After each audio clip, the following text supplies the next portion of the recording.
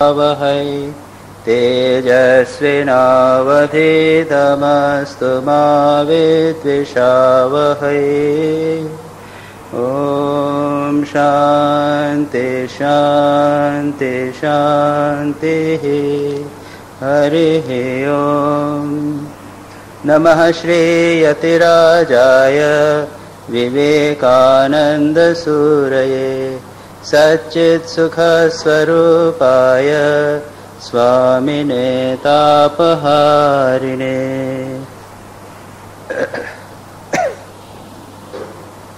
पिछली बार हमने ध्यान के संबंध में आपको कतिपय बातें बताई थी। हमने बताया था ध्यान की परिभाषाएं, विभिन्न प्रकार की परिभाषाएं विभिन्न आचार्यों ने दी है, वह हमने आपको बताया था। और विभिन्न पद्धतियां जो प्रचलित हैं विभिन्न धर्मों में, उसकी भी चर्चा की थी। हमने यह कहा था कि ध्यान के लिए अंत में एक समरी करते हुए मैंने कहा था कि ध्यान तीन प्रकार के हो सकते हैं। एक जो परमात्मा से संबंधित ध्यान, जिसमें जिस वस्तु पर ध्यान किया जाए, जिसे टेक्निकल भाषा में प्रत्यय कहते हैं, कंटेंट ऑफ कॉन्शियसनेस, वह परमात्मा से संबंधित होता है, वह ब्रह्माश्रय ध्यान। दूसरा है जब कंटेंट ऑफ कॉन्शियसनेस या जिस पर ध्यान किया जाए वह विषय कुछ भी हो सकता है, कोई जागतिक वस्तु भी हो सकती है, एक थर्मोस हो सकता है, एक लैंप हो सकता है, सूर्य हो सकता है, जो भी कुछ हो सकता है उस पर मन को एकाग्र किया जा सकता है। और तीसरा था शून्याश्रय ध्यान, यानी हम किसी भी वस्तु पर मन को एकाग्र न करें, मन को शून्य करने का प्रयत्न करें, हमारे मन में जो विभिन्न विचार उठ रहे हैं उनके साक्षी बनने का प्रयत्न करें। ये तीन प्रकार के मोटे तौर पर ध्यान की मैंने चर्चा की थी। अधिकांश हम सब लोगों के लिए, कुछ विशेष प्रकृति के लोगों के लिए एक शून्याश्रय ध्यान उपयुक्त होता है, लेकिन जो लोग किसी धार्मिक परंपरा में पले हुए हैं, थीइस्टिक कल्चर के जिसे लोग कहते हैं, जो धार्मिक परंपरा में, रिलीजियस ट्रेडिशन में हम लोग जो पले हुए हैं, उनके लिए किसी देवी देवता का रूप या उसका नाम इत्यादि को लेकर ध्यान करना आसान होता है। बौद्ध परंपरा के लोगों के लिए शून्याश्रय ध्यान, मन को खाली करना, अपने विचारों के परे जाने का प्रयत्न करना, इत्यादि इत्यादि प्रक्रियाएं होती हैं। ये अपने आप में सभी प्रक्रियाएं काफ़ी, जिसे कहते हैं डिटेल, काफ़ी विस्तारित उसके पद्धतियाँ होती हैं। हम एक पद्धति में एक इन सब बातों को मिलाकर एक प्रोग्राम आप लोगों को बताने का प्रयत्न करेंगे। तो मैंने कहा था कि कुछ न कुछ कंटेंट ऑफ कॉन्शियसनेस होना चाहिए, कुछ आलंबन होना चाहिए, जिसा मैंने कहा। और ये दो आलंबन शब्द से संबंधित हो सकते हैं या रूप से संबंधित। हम लोग सामान्य भाषा में बोलते हैं नाम और रूप। संसार की चीज वस्तुएं हैं, वह है नाम और रूप, नेम एंड फॉर्म। और ultimately we have to go beyond name and form. ये नाम और रूप भी, they are symbols. Name is a sort of a symbol. आपका मेरा नाम जो है वह, उसके पीछे एक बहुत बड़ी सत्ता, बहुत बड़े आइडियाज सब एक नाम के पीछे विद्यमान रहते हैं। उसी प्रकार रूप, form also is a symbol. इसके पीछे जो सत्ता है, रियलिटी है, उसको हमें अंततः पाना है। But we have to start from name and form. अब इसमें इसीलिए आप लोग जानते हैं कि हम लोग मंत्र का उच्चारण करते हैं, ओम नमः शिवाय, ओम नमो भगवते वासुदेवाय इत्यादि। इन मंत्रों के माध्यम से ध्यान होता है, कंसंट्रेशन होता है। मंत्र के ऊपर मन को एकाग्र करना, तो पतंजलि कहते हैं तद जपः तद अर्थ भावनम, उस मंत्र का जप करिए, उसके अर्थ का साथ साथ चिंतन करिए। ये एक ध्यान की टेक्निक है। दूसरी टेक्निक है रूप के द्वारा एक फॉर्म ले लिया, उसका चिंतन किया। ये दो कोई चित्र जैसा मैंने आपको बताया था, मैंने एक होमवर्क दिया था। कितने लोगों ने किया? हाथ उठाइए। देखिए पहले दिन ही होमवर्क में यह हाल रहा तो क्या होगा? हाँ? अभी तो बहुत कुछ आगे आना है। एक सिंपल टेक्निक मैंने बताई थी, बताया था, एक बैठ जाइए 15 मिनट, अपने हाथ पैर मत हिलाइए बिल्कुल, और अपने सामने एक चित्र रख के उस चित्र को आंख खोलकर देखते रहिए। Just this much, 15 minutes. आप लोगों में से तो 10% लोगों ने भी नहीं किया, तो फिर क्या फायदा? This should not be. ऐसा नहीं, कुछ आप लोगों को हम कुछ सोच समझ के एक होमवर्क या एक्सरसाइज, प्राइमरी एक्सरसाइज ये हमने दी थी। ये धीरे धीरे हम इलॉबरेट करेंगे। अगर इतना ही आप नहीं कर सके तो एक इलॉबरेट मेडिटेशन को आप लोग कैसे कर सकेंगे? ये संभव नहीं होगा। जो हो, हमने आपको कहा था एक रूप के माध्यम से मन को एकाग्र करने की बात। अब शब्द के माध्यम से भी, जैसा मैंने कहा, और इन दोनों की विस्तृत पद्धतियां हैं जो आपको मैं दृष्टांत के स्वरूप बताऊंगा। स्वामी विवेकानंद उदाहरण के लिए एक पद्धति का वर्णन करते हैं जो रूप से संबंधित है, फॉर्म से संबंधित है, इमेजिनेशन से संबंधित है। वे अपने राजयोग में कहते हैं, सोचो कि शरीर ज्योतिर्मय, imagine that the body is luminous, और देखो कि पीछे एक सुषुम्ना नाड़ी है, स्पाइनल कॉर्ड, और जिसके अंदर एक जिसे कुंडलिनी बोलते हैं, एक सुषुम्ना नाड़ी है, स्पाइनल कॉर्ड, उसमें एक नाड़ी वहां पर विद्यमान है, और वह मानो एम्प्टी है, भीतर से पोली है, हॉलो। पीठ के पीछे एक नाड़ी है, वो हॉलो। अब सोचिए कि उसमें से जब आप श्वास लेवें, उसके नीचे एक हॉलो नाली की कल्पना कीजिए, पीठ के अंदर पीछे, और नीचे एक समझिए कि कुंडलिनी शक्ति, एक कॉइल्ड सर्पेंट जैसा वहां पर पड़ा हुआ है। अब कल्पना कीजिए कि आप जब श्वास ले रहे हैं भीतर, तो आप वह श्वास जो अंदर जा रहा है उस सर्प के ऊपर आघात कर रहा है, उससे वो सर्प जाग रहा है, वो कुंडलिनी शक्ति है, वो जाग रहा है, वो ऊपर चढ़ रहा है। ये उन्होंने एक ध्यान की प्रक्रिया बताई, इज इमेजिनेटिव टेक्निक। दूसरी उन्होंने बताई थी, जो मैंने आपको कहा था कि हृदय में एक कल्पना करिए, एक लोटस की, हृदय में एक कमल की कल्पना कीजिए, उस कमल पर एक ज्योति की कल्पना कीजिए, और ये ज्योति आत्मा है। तीसरी पद्धति बताते हैं वे, सिर पर इसके ऊपर 1 इंच ऊपर एक कमल की कल्पना कीजिए, और उसके ऊपर ज्योति की कल्पना कीजिए। अब ये कुछ टेक्निक मैं ध्यान की बता रहा हूं, या आपको एक जनरल आइडिया दे रहा हूं कि ध्यान कितने प्रकार के होते हैं। उसके बाद हम एक टेक्निक आज से ही शुरू कर देंगे, उसकी इंस्ट्रक्शंस वगैरह। अब एक बड़ी सुंदर, बड़ी इंटरेस्टिंग टेक्निक है, अब आप समझ लीजिए उसके पीछे क्या मनोविज्ञान है, क्या साइकोलॉजी है, आप अच्छी तरह समझ सकेंगे क्यों एक बड़ी विस्तृत टेक्निक जैन धर्म में प्राप्त है। वहां कहा जाता है 5 स्टेजेस में ध्यान करो।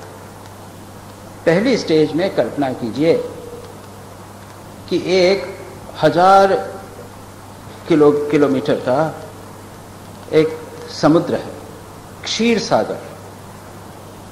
क्षीर सागर की हमारी पुरानी कल्पनाएं हैं। क्षीर सागर एक दूध का समुद्र, यानी पवित्र सागर, खारा पानी का सागर नहीं। उसके भीतर एक 1000 योजन का या किलोमीटर का ऊंचा एक पर्वत है। सुमेरु पर्वत कहा करते थे, एक पवित्र पर्वत। उस पर्वत के ऊपर एक फ्लैट एरिया है, उसके ऊपर एक स्फटिक का अत्यंत सुंदर स्फटिक यानी एक प्योर पत्थर और उस पर रत्न जड़ित एक सुंदर सिंहासन है, एक थ्रोन है। उस पर आप स्वयं बैठे हुए हैं। कल्पना कीजिए कि आप स्वयं बैठे हुए हैं। देखिए, एक विस्तारित कल्पना, उसको धीरे धीरे छोटा किया। अब इस कल्पना को प्रतिदिन करना पड़ता है कई दिनों तक। जब उसमें आप एस्टैब्लिश हो गए, उसके बाद दूसरी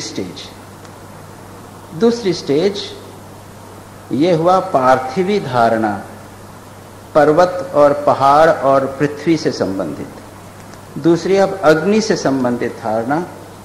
उसमें कल्पना कीजिए कि 2 कमल हैं, एक हृदय पर, एक नाभि पर। अब नाभि के कमल के अंदर से अग्नि उत्पन्न हो रही, और ये हृदय का ऊपर का कमल है 8 पंखुड़ी वाला, उसको वह जला रही, और जलाकर वह अग्नि सिर पर गई, आकर उसने आपके सारे शरीर को जलाया। एक ट्रायंगल बन गया, जैसे हम बैठे हुए हैं ना पालथी मार कर, ऊपर सिर ऐसा ट्रायंगल है, वो अग्नि गई ऊपर और उसने आकर सारे शरीर को आपके जला दिया। अग्नि जल रही है, कल्पना कीजिए कि आपका शरीर जल रहा है। अब इस प्रतिष्ठा में भी कई दिन लगते हैं, इसको करते करते करते, तो आपको लगे कि शरीर मानो पूरी तरह जल गया है। क्या बचा? एक राख का ढेर बचा, ठीक है ना। अब ये राख का ढेर बचा। अब कल्पना, तीसरी लेवल की कल्पना, वायु से संबंधित। कल्पना कीजिए कि प्रबल हवा चल रही है, बहुत प्रबल प्रलयंकर हवा चल रही, तूफान आ रहा है, और सारी राख जो है वो बह गई। देखिए, आपका शरीर जलकर भस्म हो गया है, राख भी पूरी बह गई। उसके बाद में वर्षा। चौथी है वारुणी धारणा। बड़े घने बादल आ गए और खूब वर्षा हुई। तो क्या हुआ? जो राख बची थी वह भी धुल गई, बिल्कुल साफ हो गया। अब क्या बचा? आपकी ज्योतिर्मय पवित्र आत्मा बची,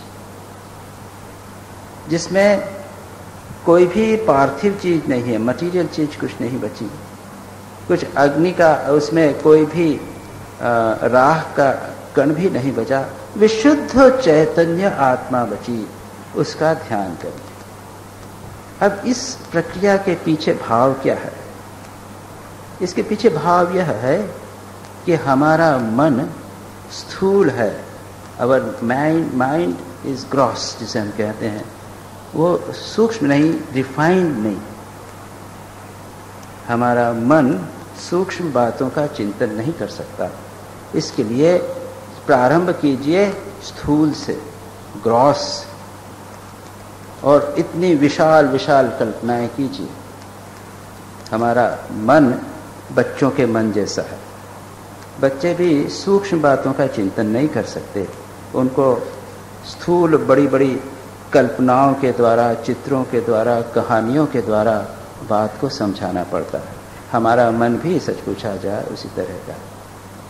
हम दिन रात तो स्थूल बातों का ही चिंतन करते हैं ना, मकान, धन, संसार में क्या हो रहा है, ये सही तो करते हैं। तो इसलिए ऐसे स्थूल मन के लिए एक स्थूल कल्पना दे दी गई। अब स्थूल कल्पना से धीरे धीरे धीरे हम सूक्ष्म पर आते हैं। वही अपने शरीर की कल्पना, शरीर के जलने की कल्पना, हवा से उस राख का भी साफ हो जाना, और वर्षा से उस बची हुई राख का भी धुल जाना, और एक विशुद्ध चैतन्य ज्योतिर्मय आत्मा का बचा रहना। तो ये स्थूल से सूक्ष्म पर जाने की एक बड़ी अत्यंत सुंदर प्रक्रिया, ध्यान की प्रक्रिया का वर्णन है। अब एक दूसरी प्रक्रिया लीजिए, नाम के रूप, यह मैंने कहा रूप से संबंधित, अब आप नाम से संबंधित एक प्रक्रिया दीजिए। हम लोग एकादशी के दिन यहाँ पर राम नाम संकीर्तन करते हैं, आप लोगों ने सुना है, कई लोगों ने। अब उस राम नाम संकीर्तन में आप देखेंगे हम लोग क्या करते हैं, शुद्ध ब्रह्म परात्पर राम से प्रारंभ करते हैं। भगवान राम क्या है, शुद्ध ब्रह्म परात्पर, पर से भी परे ब्रह्म है। वे अनमैनिफेस्टेड हैं। वे क्या होते हैं, वे कालात्मक हो जाते हैं। काल के द्वारा वे मानो उनके काल का प्रभाव पड़ता है और उसके बाद में उनकी लीला प्रारंभ होती है। जो अनमैनिफेस्टेड ब्रह्म है, भगवान है, गॉड या जो भी कहिए परमात्मा, वह काल के प्रभाव से एक रूप धारण करता है और वह जन्म लेता है एक बालक के रूप में। कौशल्या नंदन राम, दशरथ नंदन राम, कौशल्या सुखवर्धक राम, फिर वो श्री राम बालक राम हुए। उसके बाद ताड़का का वध किया, मारुच और सुबाहु को उन्होंने कॉन्कर किया। उसके बाद में यज्ञ की रक्षा की, अहिल्या का उद्धार किया, दशरथ के धनुष का, अपने जनक के यहाँ पर धनुष को तोड़ा। सारी लीला का वर्णन। अब इस लीला पर जब हम गाना करते हैं तो गाने से मन शांत हो जाता है और हम उस लीला का चिंतन करते। मन ही मन मानो प्रत्येक एक नाम शुद्ध ब्रह्म प्रापर, एक जो नाम की लाइन बनी, दूसरी लाइन, उस पर मन को एकाग्र करते हुए हम सारी भगवान की लीला को मन ही मन इस तरह देखते हैं मानो हम टीवी पर एक पूरा सीरियल देख, प्रारंभ से लेकर अंत तक लीला समाप्ति तक। यह क्या हुआ, एक ग्रॉस सारी लीला को शब्द के माध्यम से, कुछ शब्दों के वर्ड्स की जो एक घटना, एक गाना है, उसके माध्यम से हम चिंतन करते हैं। अब इन सभी पूरी चिंतन में आप देखेंगे कि राम कॉमन है। जितने भी गाने, जितने भी लाइन्स हैं, 108 जो भगवान के नाम है, नामावली है, उसमें प्रत्येक में राम आता है। जैसे सीतार्पित वरमालिक राम, सीता ने जिस राम के गले में माला दी। कौशल्या सुखवर्धक राम, कौशल्या के सुख का वर्धन करने वाले राम। उद्देश्य क्या है, सीता ने जब माला अर्पण की तो उस दृश्य का आपने अपने मन में ध्यान किया, लेकिन दूसरे दृश्य में बदल गया, वह सारी घटना बदल गई। उन्होंने परशुराम को के मान का मर्दन किया इत्यादि, लेकिन इस सारी घटना में राम तो कॉमन। हमारा उद्देश्य यह है कि इन घटनाओं को, क्योंकि हमारा मन स्थूल है, इसलिए सारी घटनाओं का चिंतन करना चाहता है। एक घटना से दूसरी घटना पर वह जाना चाहता है। चंचलता के कारण मूवमेंट है, अगर मूवमेंट है तो उसे एक लाइन में मूवमेंट कराइए, और उसके बाद में भीतर उन सभी में एक चीज कॉमन है, वह है राम। अंततो गत्वा सारी घटनाएं नष्ट हो जाएंगी, समाप्त हो जाएंगी, केवल सभी के पीछे जो राम है वह बचा। एक दूसरा दृष्टांत मैंने कहा था। अब जैसे राम के बहुत सारे रूप हो गए, एक तो है जो वन में जाते हुए राम, सीता को खोजते हुए राम, राज्याभिषेक जब हो गया वह राम। तो ये जितने राम है उनमें से अंततो गत्वा आपका मन एक राम विशेष के रूप को स्वीकार करेगा। उद्देश्य यह है कि उस राम के रूप विशेष पर ही मन को लगाया जाए। चुन लीजिए, अंततो गत्वा भले भजन चलता रहे, भले राम नाम संकीर्तन होता रहे, आपका मन केवल उस एक राम के रूप पर ही लगा रहेगा। उसके बाद क्या होगा, राम के रूप के पीछे उनके जो गुण हैं उन पर मन लगेगा, और अंततो गत्वा राम की जो चैतन्य सत्ता है, शुद्ध ब्रह्म परात्पर राम जो हैं वह बचे। ये ध्यान की विस्तार से लेकर संकोच की प्रक्रिया है। इसका एक हमें प्रक्रिया और प्राप्त होती है विष्णु पुराण में और भी शास्त्रों में। वहाँ क्या कहा गया है? प्रारंभ में कहते हैं कि भगवान विष्णु का ध्यान करो। तो कैसे विष्णु का? 4 हाथ वाले चतुर्भुज रूप का, बहुत सारे अलंकार हैं, बड़ा सुंदर उनका मुकुट है, अलंकारों के साथ में यहाँ पर कौस्तुभ मणि है, उसके बाद में यहाँ पर विप्र का एक चरण का चिन्ह भी है, उसके चारों हाथों में शंख चक्र गदा पद्म लगे हुए हैं, पीतांबर धारण किया हुआ है। एक विस्तार से वर्णन करीब 15-20 श्लोकों में आपको मिलेगा। इसका ध्यान करो। दूसरी स्टेज में कहा जाता है द्विभुज रूप का ध्यान करो। केवल 2 भुजाएं हैं, 4 भुजाएं भी नहीं, और सब अलंकार चले गए, केवल पीत वस्त्र है, मुकुट भी चला गया, एक केवल माला पड़ी हुई है और 2 हाथ, उसमें कहीं पर भी आयुध शंख चक्र गदा पद्म भी नहीं है। क्या हुआ? संकोच,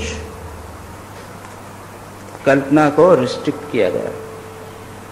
उसके बाद में आएगा भगवान विष्णु तो विभु हैं, सर्वव्यापी हैं, उनका चिंतन करो, उनकी सत्ता चैतन्य सत्ता का चिंतन करो। वही एक्सपांशन से यू स्टार्ट विथ बड़े विस्तार से लेकर धीरे धीरे हम संकोच पर आते हैं। यह है बड़ी स्टैंडर्ड ध्यान की प्रक्रिया। हम लोग उस विस्तार में नहीं जाएंगे, हम एक दूसरी प्रक्रिया आपको सरल प्रक्रिया बताएंगे, और मेरा आपसे निवेदन है कि उस प्रक्रिया को आप करें।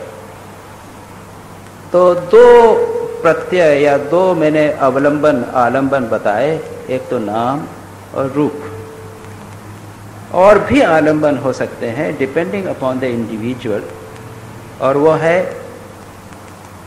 संवेदन, सेंसेशन, पेन। श्री रामकृष्ण के जीवन में और स्वामी विवेकानंद के जीवन में इसका उल्लेख मिलता है। स्वामी श्री रामकृष्ण जब ध्यान करने बैठे, तोतापुरी उनके गुरु थे, उन्होंने कहा ध्यान करो। श्री रामकृष्ण ने कहा ध्यान नहीं हो पा रहा है। तो उन्होंने क्या कहा? गुस्से में आए, उत्तम गुरु थे, श्रेष्ठ गुरु थे, उन्होंने इधर उधर देखा, एक कांच का टुकड़ा पड़ा हुआ मिल गया, उसे उठाया और जोर से श्री रामकृष्ण के भ्रूमध्य में उसे गाड़ दिया। कहा यहाँ इस पर ध्यान करो। क्या किया? वो तो यूं भी कह सकते थे कि भ्रूमध्य में यहाँ ध्यान करो, हाथ उंगली लगा देते थे। नहीं, उन्होंने पीड़ा पैदा की, पेन, यहाँ पर पेन पैदा किया। और श्री रामकृष्ण कहते हैं कि उस पीड़ा पर ध्यान करना, मन को एकाग्र करना बड़ा आसान हो गया। जब हमारे दांत में दर्द होता है तो क्या होता है? कितनी आसानी से मन वहां एकाग्र हो जाता है ना। अब कर लीजिए उसके मन को वहां एकाग्र, यह एक ध्यान की प्रक्रिया होगी। तो पीड़ा की एक कोई सेंसेशन भी मन को एकाग्र किया जा सकता है। यही बात स्वामी श्री रामकृष्ण ने स्वामी विवेकानंद पर भी अपनाई थी। जब स्वामी विवेकानंद ने कहा कि ध्यान करने में मुझे कठिनाई होती है, तो उन्होंने अपने नाखून को यहाँ पर घुसेड़ते हुए कहा था कि अब इस पर ध्यान कर, यहाँ जो मैंने पीड़ा पैदा की है उस पर ध्यान। यह आसान है। एक और प्रक्रिया का उल्लेख स्वामी विवेकानंद और श्री रामकृष्ण के बीच की वार्तालाप में मिलता है। स्वामी विवेकानंद ने कहा कि जब मैं ध्यान करने बैठता हूँ तो वो फैक्ट्री का जो सायरन है, भोंगा, वो जो सायरन होता है ना, यहाँ तो पता नहीं सुनते कि नहीं, कई जगह जहाँ पर मिल्स रहते हैं, फैक्ट्रीज होती हैं, तो फैक्ट्री का जब सायरन बजता है तो उससे मुझे डिस्टर्बेंस होता है, मेरा मन विक्षिप्त हो जाता है, उससे व्यवधान होता है। स्वामी श्री रामकृष्ण ने कहा उस सायरन पर ही ध्यान करो। ये कितने प्रकार के, विभिन्न प्रकार के ध्यान हो गए। ये मैंने आपको एक जनरल आइडिया ध्यान के बारे में दिया कि जिससे आप जान सकें कि ध्यान की बहुत सारी प्रक्रियाएं हैं। आप ट्रांसेंडेंटल मेडिटेशन है और भी कई प्रकार के, मुझे तो मालूम नहीं, आर्ट ऑफ लिविंग वाले भी कुछ ध्यान सिखाते होंगे। कुछ लोग कहते हैं श्वास प्रश्वास लो, श्वास प्रश्वास पर मन को एकाग्र करो, यह भी एक ध्यान की प्रक्रिया है। किसी न किसी प्रकार मन को एकाग्र करना। तो ये ध्यान की प्रक्रियाएं मैंने आपको बताई। अब एक महत्वपूर्ण बात बता दें और उसके बाद अब ध्यान की टेक्निक पर आप चर्चा करेंगे, और वह है ध्यान की सफलता के लिए क्या शर्तें हैं। मैंने पहले ही कह दिया, ध्यान आसान नहीं है। जितनी क्यूरियोसिटी होती है उतना आसान नहीं है। It is not a matter of just curiosity. ध्यान एक टफ मेथड है, टफ टेक्निक है, डिफ़िकल्ट है। और आपका जिसे कहते हैं ना कि आप में कितना मेंटल है, आप में आपकी कितनी क्षमता है, कितना जोर है, आप में सार कितना है, सोना कितना है, वो परखा जाए। जैसा मैंने अभी देखा कि 10% लोगों ने हाथ उठाया। जो मैंने एक हिंट दी थी, मैंने एक इंस्ट्रक्शन दी थी, उसका फॉलो नहीं हुआ। तो कोई बात नहीं, अगर 10% लोग भी इसे कर सकें तो that will be enough. Mechanical भी अगर कोई कर सके तो that will enough be enough. मैंने स्पष्ट कहा था कि ध्यान को अपने जीवन का अभिन्न अंग बना लीजिए। कुछ भी नहीं, बैठिए तो सही 15 मिनट बैठिए, आँख खोलकर बैठिए, आप देखेंगे आपका सारा दिन अच्छा जाएगा। ध्यान में सफलता हो या ना हो, उसका प्रभाव आपके सारे दिन पर अच्छा पड़ेगा। आप समझते नहीं, जानते नहीं। जिस दिन ध्यान अच्छा होता है, सारा दिन अच्छा जाता है। सब जानते हैं, हम लोग जितने लोग ध्यान करते हैं वे सब इस बात को जानते हैं। जिस दिन आप ध्यान नहीं करेंगे, आप देखेंगे सारा दिन विक्षिप्त है, झगड़े हो रहे हैं, मन अशांत है, काम लोगों से बातचीत करने में चिड़चिड़ापन हो रहा है। ये सारी की सारी बातें चली जाएंगी अगर आप नियमित रूप से ध्यान करेंगे। उसको मैंने कहा, जैसे ब्रेकफास्ट जरूरी है, उसी प्रकार चाय पान सुबह करते हैं, उसी प्रकार ध्यान जरूरी है। ये मैं बार बार 100 बार कहूँगा इस चीज़ को। जिस प्रकार आजकल टीवी और रेडियो में बार बार कहते हैं कोका कोला यानी ठंडा, है ना, हर बार 5-5 मिनट में, 2-2 मिनट में कोका कोला, अरे कोका कोला यानी ठंडा यानी कोका कोला। इसी प्रकार से ध्यान जरूर करना है। बार बार कहूँगा मैं, 15 मिनट सुबह, 15 मिनट शाम को जरूर करना है, जरूर करना है। बैठना है, आँख खोल कर बैठना है, मैकेनिकली करना है, लेकिन करना है। इतना तो सुनते हो आप, मैं और सुनाया करूँगा। ध्यान करना है मतलब करना है, जरूर करना है। पहली कंडीशन जिसकी चर्चा अभी हमारे शनिवार के लेक्चर्स में हो रही है, अभ्यास वैराग्य। अभ्यास प्रैक्टिस, और प्रैक्टिस की 3 कंडीशंस हैं। दीर्घ काल तक करना पड़ेगा, लॉन्ग ड्यूरेशन।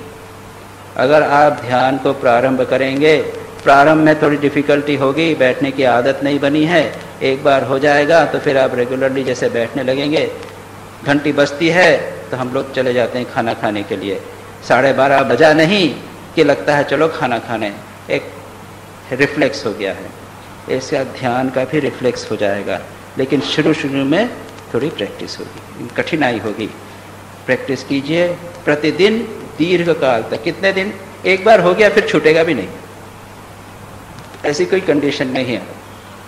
जो लोग ध्यान करते हैं वह अंतिम दिन तक करते हैं, बल्कि हम लोगों का तो आदर्श रहता है कि ध्यान करते करते हमारा शरीर छूटे। ध्यान की अवस्था में बैठे हुए शरीर छूटे, ये एक बहुत उच्च आदर्श। प्राण जाए यहाँ से, छोड़कर चाहे सीधे मुक्ति। तो ये हम लोगों की भारतीय परंपरा का आदर्श है।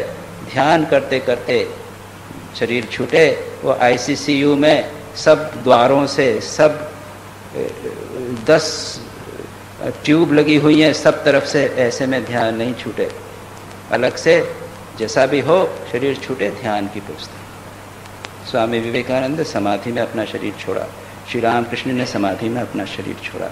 ये लोग हमेशा एक भगवत चिंतन करते करते अपने शरीर को छोड़ते हैं। तो यह हमारा उद्देश्य, ध्यान इतना स्वाभाविक बन जावे कि हम जब भी चाहें ध्यान कर सकें। बड़ी अद्भुत स्थिति है। मैं इतनी अपेक्षा नहीं करता, लेकिन ऐसी आप आदत कम से कम बना लीजिए कि सुबह आप एक नियम बनाकर ध्यान कीजिए, उस समय प्रतिदिन कीजिए। ऐसी अभ्यास बन जाए कि आप रेल में जाते हो तो भी ध्यान करें। तो पहली कंडीशन है लंबे समय तक करना पड़ेगा। As long as you live, as long as you die, so long as you don't die. दूसरा, निरंतर, नो ब्रेक। और जब भी ध्यान ब्रेक हुआ, नहीं। हमारी पुरानी परंपरा तो ये थी, भाव है, हमने जो गुरु ने बताया उसके अनुसार कर रहे हैं, ये सारी बातें उसमें होवें तो उसके साथ करने में ध्यान से सक्सेस मिल सकती है। तो पहला है प्रैक्टिस, और जिसकी 3 कंडीशन हम कल के इनके लेक्चर में अच्छी तरह डिटेल में डिस्कस कर चुके हैं। दीर्घ काल तक, लंबे समय तक करना है, बिना व्यवधान के और लगन के साथ। ऐसा नहीं मन मारे हुए करना, अरे करना है इसलिए करना है, ऐसा नहीं। दूसरी कंडीशन है पवित्रता, प्यूरिटी, फिजिकल एंड मेंटल, और थोड़ा सा वैराग्य। याद रखिए, अगर आप 4 घंटे टीवी देखेंगे और उसके बाद सोचेंगे कि मैं ध्यान करूं, नहीं हो सकता। 12 बजे तक तो आपने सीरियल देखा रात को, उसके बाद सुबह आप 5 या 6 बजे उठ के ध्यान करेंगे, इम्पॉसिबल। दिन भर अब नाना प्रकार के फालतू काम करते रहें, अपने मन को विक्षिप्त करते रहें और उसके बाद ध्यान करें। ठीक है, ध्यान किया है, थोड़ा सा शांत तो मन होगा, लेकिन सक्सेस नहीं।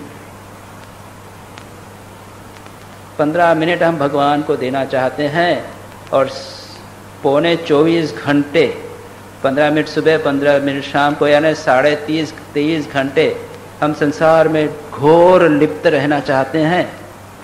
ऐसे में ध्यान से सक्सेस नहीं मिल सकती। देखिए, कुछ बातें तो हैं वो खुली खुली कहना पड़ेगी, स्पष्ट रूप से कहना पड़ेगा। मैंने सुना कि पीताम्बरानंद जी तो डांट देते थे, तो मैं इतना तो नहीं करूँगा, लेकिन कुछ बातें जो कटु भले प्रतीत होवें, कहना तो पड़ेगी कि जिस वर्ल्डली लाइफस्टाइल, भोग की, संग्रह की वृत्ति और दिन भर बहिर्मुखी वृत्ति, दिन भर टीवी देखना, इधर उधर संसार की बातें गपशप करते रहना, इतना सब करें और उसके बाद में ध्यान और मन को एकाग्र करने का प्रयत्न करें, ये दोनों एक साथ नहीं चल सकते। किसी न किसी मात्रा में हमको अपना संसारी प्रवृत्ति से विड्रॉ करना पड़ेगा। और मैं समझता हूँ कि यह कठिन नहीं है। आप कहेंगे, स्वामी जी हम लोग संसार में रहते हैं, आप ऐसा कैसे हो सकता है? पेपर, न्यूज़पेपर आता है, उसको पढ़ के संसार की बातों को यह ध्यान तो रखना पड़ेगा। मैं कहूँगा, आपका देखिए न्यूज़पेपर, 15 दिन पहले वाला न्यूज़पेपर और आज का न्यूज़पेपर आप उठा के देख लीजिए, उसमें कोई अंतर नहीं होगा। 15 दिन भी पहले भी सिद्धू की न्यूज़ थी, आज भी सिद्धू की। 15 दिन पहले भी फुटबॉल की न्यूज़ थी, आज भी फुटबॉल की न्यूज़। 15 दिन पहले भी वो युद्ध की न्यूज़ थी, आज भी युद्ध की न्यूज़ है। वो की वही न्यूज़, वही प्रधानमंत्री ने भी यही बात कही है जो पहले 15 दिन पहले कही थी। अब वो लाल कृष्ण अडवाणी में वही बात कही जो 15 दिन पहले। कोई फर्क नहीं मिलेगा। वो तो कार्टून, लक्ष्मण का कार्टून भी था। वो कहते हैं कि वही कोई बातें यहाँ, वो लक्ष्मण ने कार्टून देते हैं ना, कि वही बातें वापस आ रही हैं हर 15 दिन में, वो कि वही रिपीटिशन होता है बात। ठीक है कि नहीं? Why do you waste so much of time? Newspaper संसार में आप हेडलाइंस देख लीजिए। आज जब लाइट चली गई तो हमने क्या देखा? वो नोटिस फॉर पावर कट, वही देख लिया बस। नोटिस पावर कट देख लिया। जो हमारे दैनंदिन जीवन की चीज़ें हैं 2 मिनट 5 मिनट में न्यूज़पेपर देखा जा सकता है। इतना समय वेस्ट करने की क्या आवश्यकता है? ये जीवन के प्रति थोड़ा सा रीथिंकिंग अगर नहीं होगा तो ये फालतू ध्यान करने से कुछ नहीं।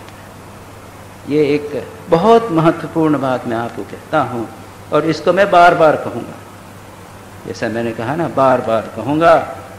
और याद रखिए, नहीं तो कुछ नहीं होने वाला।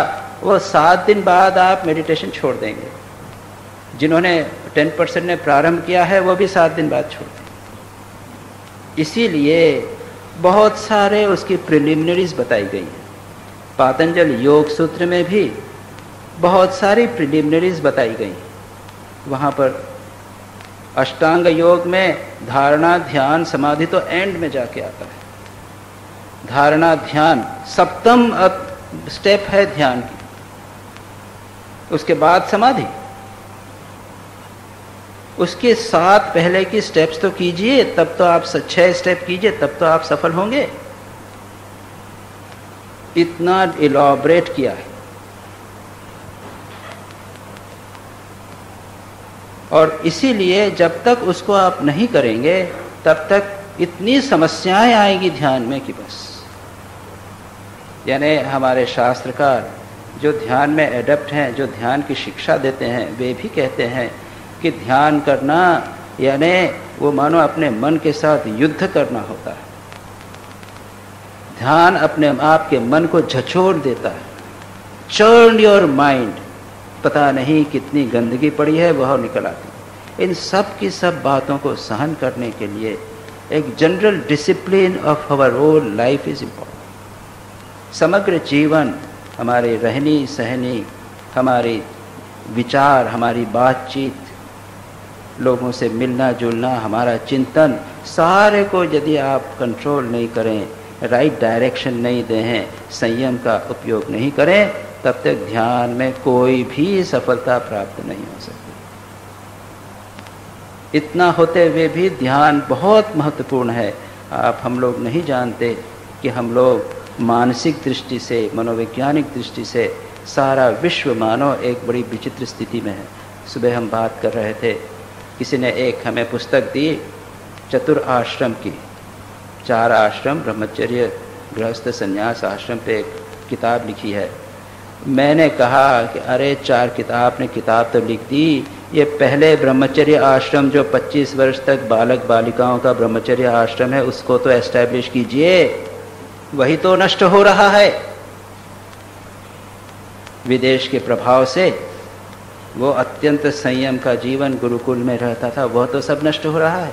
अरे गृहस्थ जीवन नष्ट हो रहा है। हम अमेरिका का फॉलो करना चाहते हैं, वहाँ तो फैमिली लाइफ समाप्त हो गई। डाइवोर्स, 1 पेरेंट फैमिली नॉर्म हो गया है। गृहस्थ की मर्यादा नहीं रही तो दूसरा आश्रम भी समाप्त हो गया। ये क्या बात करेंगे आप? कुछ आप लोग जो बूढ़े बचे हुए हैं, जो पुरानी परंपरा के हैं, जिन्होंने ब्रह्मचर्य और गृहस्थ आश्रम का पालन किया था, अब वो कुछ वानप्रस्थी बने। लेकिन जब तक ये तीनों आश्रम ठीक नहीं होंगे तब तक संन्यास भी नहीं हो सकता। सन्यासी श्रेष्ठ गृहस्थों के घर से आते हैं। आदर्श गृहस्थों के घर पे ही श्रेष्ठ सन्यासी बन सकते हैं बिना उसके। तो ये चर्चा कर रहे थे, हम लोगों का सभी क्या बहुत महत्वपूर्ण जिम्मेदारी है कि हम लोग एक सुनियोजित, सुसंयत, डिसिप्लिन्ड लाइफ लीड करें। समाज के लिए, हमारे बच्चों के लिए। बच्चे आपसे सीखेंगे। अगर आप डिसिप्लिन नहीं हैं तो बच्चे भी नहीं सीखेंगे, मानेंगे नहीं आपकी बात। पापा तो बैठ देखते हैं 10-4 घंटे तक टीवी, हमको मना करते हैं टीवी देखने। कौन मानेगा आपकी बात? और आप सोचो कि हमारे बच्चे ऐसे चले जा रहे हैं, बन रहे हैं। तो ध्यान की प्रक्रिया के साथ साथ ये जरूरी है कि हम हमारे समग्र जीवन को संयत नियोजित करें। ध्यान उसका मानो चूड़ा है, ध्यान उसका हाईएस्ट पॉइंट, लेकिन समग्र जीवन सुनियोजित होगा तभी वो हाईएस्ट पॉइंट स्टेबल रह सके। तो इसलिए ये कुछ समस्याएं हैं ध्यान की सिद्धि के लिए कुछ कंडीशंस हैं जो मैंने अभी आपको बताई इन जनरल। और उसके बाद में आज हम जो दूसरी बात प्रारंभ कर रहे हैं वह है ध्यान की स्टेप्स, प्रिपरेशंस, जनरल इंस्ट्रक्शंस। ये इंस्ट्रक्शंस का उद्देश्य भी यही है कि हमारा जीवन किसी न किसी माध्यम से किसी न किसी मात्रा में संयत होवे। तो पहला आप ले लीजिए general instructions about practice of meditation या प्रिपरेशंस, तैयारी। ये कौन सी इंस्ट्रक्शंस हैं? सबसे पहले टाइम के संबंध में, कब करना ध्यान, that is the first time. कब करना? दिन में 2, ये तो फ्रीक्वेंसी हुआ। कब करना? संध्या के समय, सुबह और शाम, अर्ली मॉर्निंग, सूर्योदय के करीब 45 मिनट आधे घंटे पहले। इसको गोधूली बोलना, इसको बोलते हैं जिसे हम कहते हैं ब्राह्म मुहूर्त। जब रात खत्म हो रही है, दिन निकलने वाला है, इन दोनों का जब यूनियन होता है इसे संधि बोलते हैं। तो ये प्रातःकालीन भी संधि है, रात्रिकालीन भी संधि होती है। और हम देखते हैं कि हम लोगों का नियम है हमारी हिंदू संस्कृति में कि हम लोग इन संधि के समय पर आरती, भजन, कीर्तन, भगवान का भजन इत्यादि करते हैं। संध्या हुई कि आप देखेंगे सभी मंदिरों इत्यादि के अंदर घंटे बजने लग जाते हैं, लोग ध्यान करने लगते हैं, भजन करने लगते हैं। उसी समय उस समय सारी प्रकृति शांत रहती है। इस शांत प्रकृति में हमारा मन आसानी से शांत हो सकता है, ध्यान आसान हो सकता है, एक आध्यात्मिक प्रवाह सर्वत्र विद्यमान रहता है, उसका उपयोग कीजिए। तो ये 2 बार, सुबह की संध्या, शाम की संध्या। अब कईयों को समस्या होती है कि सुबह का संध्या उसमें डिस्टर्बेंस है, कई बार शाम को बड़ा लोग आ जाते हैं, मिलने के लिए आ गए, क्या करें। मेरे पास एक माता जी आई थी, उन्होंने कहा कि संध्या को बोला, लेकिन संध्या को तो घर में इतना हो हल्ला रहता है कि कुछ नहीं कर सकते, मैं तो खाने के बाद मैं 9 बजे ध्यान करती हूँ। तो कोई बात नहीं, घर में आप गृहस्थी में रहते हैं, ऐसा समय देख लीजिए कि जब घर शांत हो, तो ऐसा टाइम निकाल लीजिए, घर शांत होवे, सुबह या शाम, दूसरा कोई भी समय निकाल लीजिए। कुछ लोगों का डिपेंड्स, या कुछ लोगों को रात को 11 बजे ध्यान करना अच्छा लगता है। ऐसा अपने आप पता लगा लेंगे, कुछ समय लगता है, इसको प्रैक्टिस करते करते पता चलता है कि कौन सा समय मेरे लिए ठीक है। ये मैंने एक जनरल रूल बताया, सुबह और शाम की संध्या का समय श्रेष्ठ समय है। कितनी बार ध्यान करें? मिनिमम 2 बार, maximum as many times as you want. 2 बार कीजिए। जैसा मैंने कहा, कुछ लोग तो ध्यान ही उनके जीवन का एक जीवन लक्ष्य ही होता है, 18 घंटे ध्यान करते हैं, जब मौका मिला ध्यान में बैठ जाते हैं। आप 2 बार कीजिए और देख लीजिए। मैं तो कभी कभी हमारे भाइयों को कहता हूँ, कुछ जो साधक हैं, कुछ भक्त हैं, उनको कहता हूँ कि खाना का, अगर आप घर में हैं, अकेले हैं, खाना खाने के आधे घंटे पहले थोड़ा सा ध्यान कर लिया। घर में रहते हैं, आपने विश्राम किया, नैप जिसे कहते हैं आफ्टरनून नैप, उससे उठे, उसके बाद 10 मिनट 15 मिनट ध्यान कर लिया। ऐसे फ्रीक्वेंट मेडिटेशंस किए जा सकते हैं। फ्रीक्वेंसी मैंने जैसा कहा 2 बार। ड्यूरेशन कितनी देर करना? मैंने तो आपको कहा 15 minute. Just begin with 15 minutes, you can go as long as you like. 4-4 घंटे, 5-5 घंटे ऐसे ऐसे लोग करते हैं, अच्छे श्रेष्ठ जो योगी होते हैं वे। हमसे नहीं होगा। Begin with 15 minutes. Optimum time 45 minutes for the beginners, हम लोगों के लिए। एक आसन पर, एक स्थान पर बैठकर 45 मिनट तक ध्यान करें। और अगर जो स्टेप्स मैं आपको बताऊंगा उसको आप ठीक ठीक फॉलो करें तो आधे घंटे से 45 मिनट आपको लग जाएगा। और जैसा मैंने कल बताया, वो तो एक जिसे कहते हैं ना क्या है, स्नैप कोर्स और शॉर्ट कोर्स, और उसकी समरी बता दी है, बैठ जाइए आंख खोल के देखिए 15 मिनट तक बस। तो उसमें बाकी स्टेप्स मैंने इधर उधर से सब हटा दी। तो नेक्स्ट स्टेप वो है ड्यूरेशन, रेगुलरिटी एंड पंक्चुअलिटी। जैसा मैंने कहा, रेगुलरिटी की बात तो कह दिया, निरंतर एवरी डे, प्रतिदिन कीजिए। जैसा मैंने कहा कि वो ठंडा माने कोका कोला, एवरी डे करना है। अब जब भी ठंडा मैंने कोका कोला आप सुने तो आप ये कहिए कि meditation must be done regularly, इसके साथ उसको जोड़ दीजिए। जितनी बार सुने उतना कहिए मेडिटेशन रेगुलरली करना, एवरी डे करना है, बिना गैप के करना है, बस दिन भर आपके दिमाग पे ये बात रेगुलरली करना है। और पंक्चुअली, पंक्चुअली मतलब जिस समय प्रतिदिन करते हैं उसी समय। उससे क्या होगा, मन की आदत बन जाएगी। आप कहीं भी रहेंगे, रेल में भी जाएंगे, शाम का 7 बजे अगर बैठते हैं तो शाम को 7 बजे का समय हुआ कि मन ऑटोमेटिकली शांत हो जाएगा, आप ध्यान करने लग जाएंगे। देखिए, मुसलमानों में एक पद्धति है नमाज की, और वो अजान देते हैं, है ना, अल्लाह अकबर, वो चिल्लाते हैं, उसके ऊपर एक माइक लगा के अल्लाह अकबर अजान देते हैं। उसका उद्देश्य क्या, सबको बता दिया कि भाई टाइम हो गया ध्यान का, नमाज का, और या तो नमाज घर में पढ़ो या फिर आप ईदगाह में या मस्जिद में जाके नमाज पढ़ो, कलेक्टिव करो या करो, बट उस समय होते ही आप नमाज करो। 5 नमाज रोज करना है, 5 का नियम है, 5 का नियम है, टाइम फिक्स्ड है और डेली करना है। और ऐसे भी दृष्टांत हैं कि लोग, मैंने तो देखा है ट्रेन में, आपने भी कभी देखा होगा, जो निष्ठावान मुसलमान हैं, जैसे ही नमाज का टाइम हुआ कि वो मुसल्ला अपना जो आसन है वो ज़मीन पे बिठा के अपना नमाज करते थे। वो शॉर्ट नमाज होती है, 5 मिनट, 7 मिनट, 10 मिनट, 15 मिनट में हो जाती है। घोड़े पे जाते हैं लोग, घोड़ा रोक के खड़ा कर देते हैं, नमाज करते हैं, फिर रवाना। ऐसी निष्ठा होनी चाहिए। ये बहुत पवित्र कार्य हम कर रहे हैं, ये भाव अपने मन में होना चाहिए। ये सर्वश्रेष्ठ कार्य है, ये भगवान का कार्य है। भगवान मैं जो कार्य करूँगा उसे स्वीकार करेंगे, मेरा भगवान से संबंध होगा।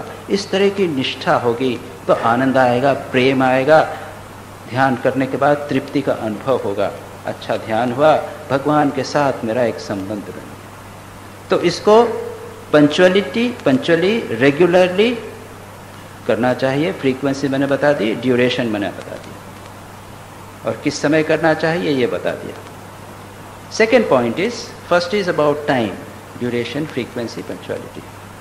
मैं कोशिश करूँगा कि जब तक आखिरी की क्लासेस होंगी एंड में कुछ आपको इसके इंस्ट्रक्शंस को मैं चार्ट बना के एक पेपर से आप लोगों को मैं देने का प्रयत्न करूँगा।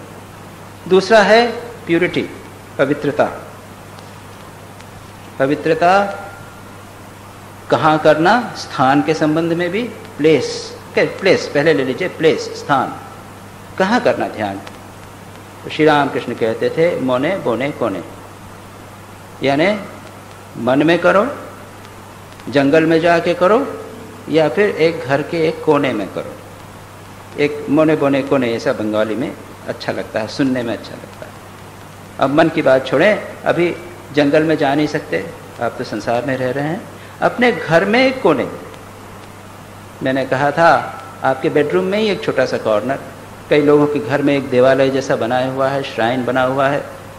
मद्रास में मैंने देखा लगभग प्रत्येक घर के अंदर छोटा सा श्राइन, गुजरात में भी देखा।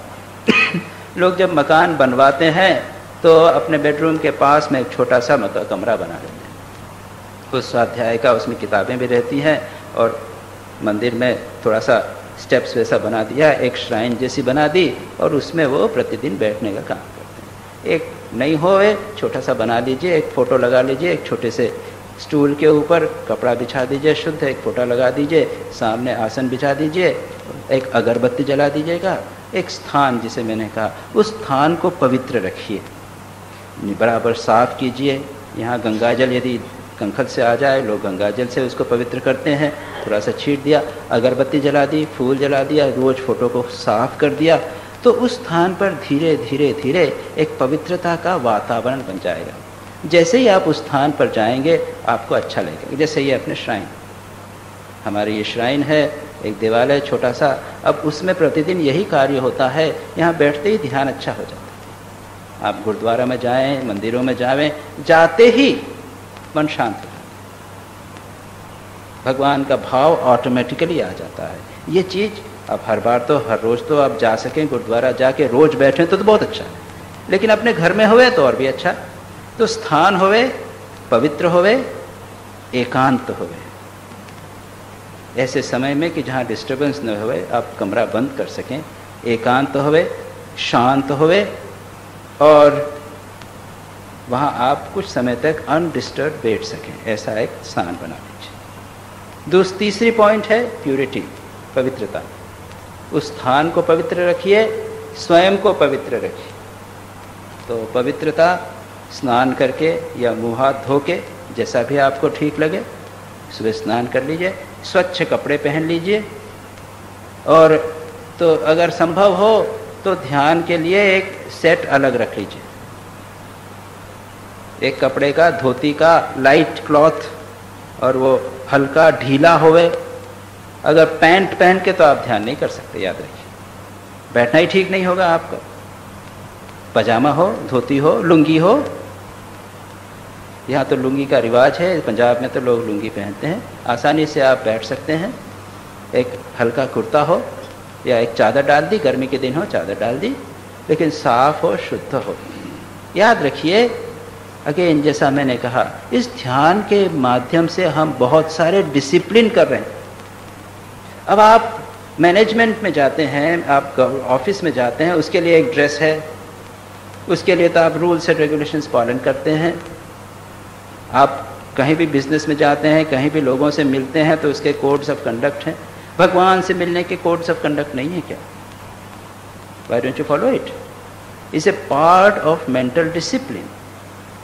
आपको लगेगा कि फेस्टिजियस नहीं होना है हम, कि भाई अरे बिना नहाए बैठ सकते हैं क्या? अरे भगवान का नाम कभी भी ले सकते हैं, कभी भी ध्यान कर सकते हैं। मुँह हाथ धो लीजिए, स्नान न भी किया तो हमारे तो गंदे कपड़े हैं, कैसे बैठें? आज तो अच्छा कपड़ा नहीं है, वो भी गंदा हो गया है। मैं ये नहीं कह रहा, लेकिन अगर आप इन चीज़ों को मन में लाएंगे तो धीरे धीरे शारीरिक प्यूरिटी हो जाएगी और मानसिक प्यूरिटी भी होगी। एक कहावत है बंगाल में, सन्यासी खे खे मरे, बैरागी ने ने मरे। क्या मतलब? सन्यासी जो है वो खा खा के मरता है। जहीं भी जाते हैं, महाराज लीजिए, महाराज लीजिए, महाराज खाइए, यहाँ हमारे लिए कुछ लीजिए लीजिए। और वैरागी जो ये वैष्णव बाबा जी लोग होते हैं वृंदावन और इस तरफ के बंगाल के, और वो क्या करते हैं? पवित्रता, शुद्ध रहना चाहिए, हमारा शरीर मन सब शुद्ध, कपड़े शुद्ध। वो दिन में 5 बार 6 बार स्नान करते हैं। अगर कहीं गए और वहाँ पर किसी अपवित्र व्यक्ति से, सो कॉल्ड अपवित्र व्यक्ति से, सो कॉल्ड मैंने कहा ना, कोई पवित्र अपवित्र, उससे छू गए, दूसरे जात वाला से छू गए, कोई एक अछूत जिसे कहते हैं ना, वो उनसे अगर आप छू गए तो आके फिर स्नान करेंगे। तो वो स्नान का उनका फोबिया, तो उसके कारण वो कहते हैं कि वो स्नान कर करके मरते हैं। ये उद्देश्य नहीं है, किसी बात को आप उल्टे मत ले जाइए, उसी को इम्पोर्टेंस नहीं, इम्पोर्टेंस है मन का कंसंट्रेशन, और इनके माध्यम से हम अपने जीवन को रेगुलेट करना चाहते हैं। तीसरी है प्रिपरेशन ऑफ ए मूड।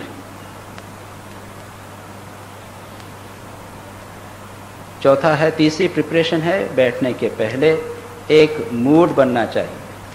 अब आपने अभी तो ऑफिस से आए हैं और डिस्टर्ब्ड हैं, और आते ही आप अपनी वाइफ से झगड़ लिए, बच्चे को डांट दिए, अरे क्या कर रहे हो तुम, मेरे को टाइम हो रहा है, अभी मेडिटेशन में बैठना है मेरे, और उसके बाद जाके आप मेडिटेशन बैठेंगे। ऐसा नहीं, तो थोड़ा सा चाहिए, स्नान कर लीजिए, हाथ मुंह धो लीजिए, कपड़े बदल लीजिए, माइंड चेंज हो रहा है। उसके बाद में बैठने के पहले अगरबत्ती जला लीजिए, फूल चढ़ा दीजिए, मन तैयार हो रहा है। उसके बाद में एक कोई किताब पढ़ लीजिए, स्पिरिचुअल बुक, गीता पढ़ लीजिए। केवल श्लोक नहीं पढ़ना है, उसका अर्थ समझकर पढ़ना है। उसका अर्थ क्या है उसको अच्छी तरह समझ के, या रामचरितमानस या गुरु ग्रंथ साहब ठीक से जो आप समझते हैं उसको थोड़ी देर तक 10 मिनट 15 मिनट तक पढ़िए, या 10 मिनट 5 मिनट तक कुछ लिख डालिए। उस श्लोक को, गुरु ग्रंथ वाणी को आप कागज पे एक लिख लीजिए, तो मन एकाग्र हो गया, आपका मन पहली बात से ब्रेक हो गया। जो आप संसार की बात थे उसको ब्रेक कर लीजिए, मन तैयार हो गया, अब आप ध्यान करने बैठिए। तो ये कुछ प्रिलिमिनरीज हैं जिसको हमें प्रारंभ करना चाहिए। तो आज की होमवर्क में ये प्रिलिमिनरीज मैंने ऐड कर, ठीक है। और पहले वाला होमवर्क तो था वही एक आसन, एक कोना बना लिया, ये प्रिलिमिनरी कर ली, और आँख खोलकर 15 मिनट बैठना। अब देखें, अगली बार मैं चाहता हूँ 50% हैंड्स ऊपर जाना चाहिए। जाएंगे? हाँ, कितने लोग करेंगे बताइए, हाथ उठा के। देखिए अभी ही 50% उठ रहे हैं तो फिर 25% हो गए, 100% तो हाथ उठे नहीं अभी भी। क्या ठीक है? अभी हम बंद करते हैं, अगली बार इसकी स्टेप्स को पूरा बता देंगे, धीरे धीरे आपको होमवर्क दे देंगे, और उसके बाद में मोस्ट प्रॉब्ली नेक्स्ट टाइम से, यानी इसके बाद वाला संडे, अगला संडे के बाद वाला संडे, उसमें हम यहाँ आसन ये हटा देंगे, कुर्सियाँ सब हटा देंगे, और गाइडेड मेडिटेशन का आपको एक रेगुलर स्टेप्स बताएंगे, ऐसा करिए, ऐसा करिए, ऐसा करिए। नमः श्री यतिराजाय विवेकानंद सूरये सच्चित् सुख स्वरूपाय स्वामिने तापहारिणे। हमारी क्लासेस वगैरह जैसी हैं वैसी चलेंगी।